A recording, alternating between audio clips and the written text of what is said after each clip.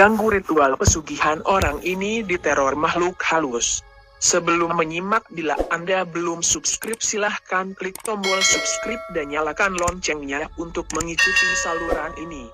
Rizal penasaran. Tanpa pikir panjang, ia mendobrak pintu kamar terlarang itu. Rizal ingin tahu, mengapa kamar tersebut dilarang oleh sang pemilik kos. Pasalnya, pacar Rizal, Dita, merupakan anak kos yang tinggal di kos tersebut. Ia tak mau membiarkan pacarnya dalam bahaya. Aku hanya khawatir di kamar itu tersimpan senjata api atau bom. Bagaimana coba, kata Rizal kepada pacarnya suatu kali. Jadi, kau mau mendobraknya saja? Iya. Aku yakin ada sesuatu yang disembunyikan di sana. Sore itu sang pemilik kos, Jenny, atau biasa dipanggil Om Jenny, memang tak ada di kos. Om Jenny lah yang memberitahukan kepada Rizal dan pacarnya untuk tak sekali-kali menyentuh kamar tersebut. Mereka diperingatkan sejak awal datang ke sana. Aku melihat kamar tersebut bak lorong. Namun, itu bukan gudang atau apapun. Itu adalah sebuah kamar yang rapi. Semuanya tampak bersih, bahkan tak ada debu di atas meja. Saat aku berjalan di sebuah lorong, aku berakhir di sebuah jendela yang menghadap ke jalanan. Di dekat jendela itu, ada kursi goyang yang tampak sengaja dihadapkan ke jendela. Rizal bercerita pengalamannya masuk ke kamar larangan itu. Pacarnya merinding ketakutan mendengar bahwa kamar tersebut ternyata bukan gudang, melainkan kamar yang bersih.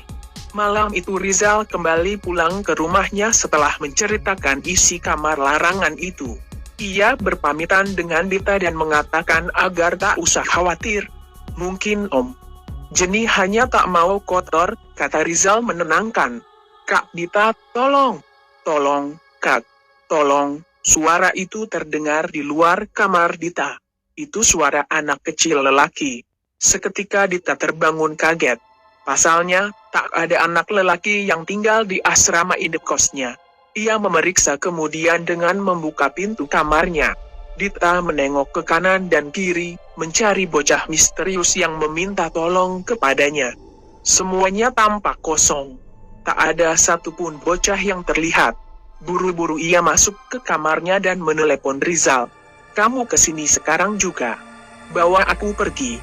Cepat. Seketika Rizal tiba dan menjemput Dita. Mereka pergi dari indekos Dita dan menghabiskan waktu di sebuah cafe 24 jam. Dita merasa lebih baik mereka tak tidur daripada harus diteror anak kecil misterius atau makhluk gaib lainnya. Tenanglah. Barangkali itu hanya mimpi. Rizal lagi-lagi coba menenangkan. Malam itu Dita baru selesai berkegiatan. Ia pulang ke kamar indekosnya dengan rasa lelah dan tubuh berkeringat. Sebelum mandi, ia hendak beristirahat sejenak. Ia pandangi cermin di kamarnya. Mungkin sesekali ia perhatikan komodo di hidungnya.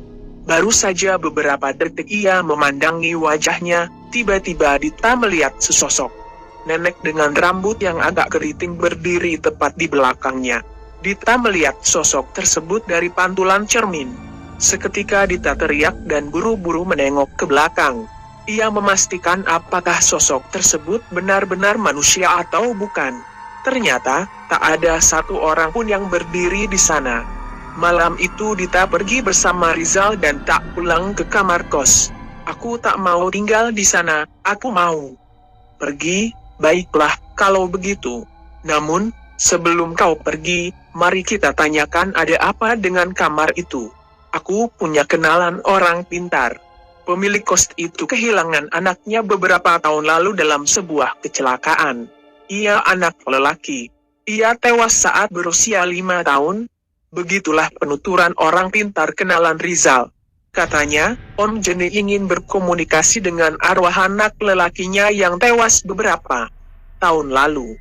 Ia begitu merasa bersalah atas kematian putra satu-satunya itu. Nenek berambut keriting yang dilihat pacarmu itu adalah makhluk pesugihan yang sengaja dipelihara pemilik kos agar dapat berkomunikasi dengan anaknya.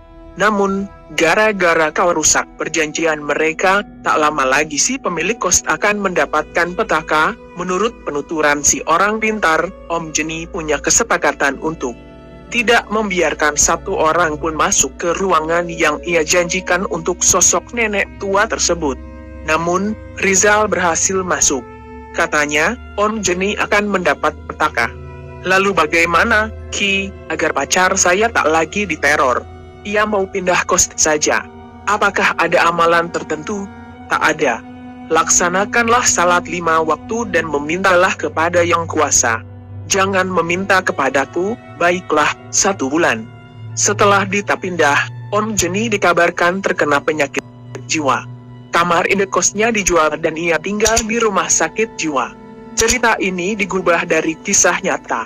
Kesamaan nama tokoh dan latar hanyalah kebetulan.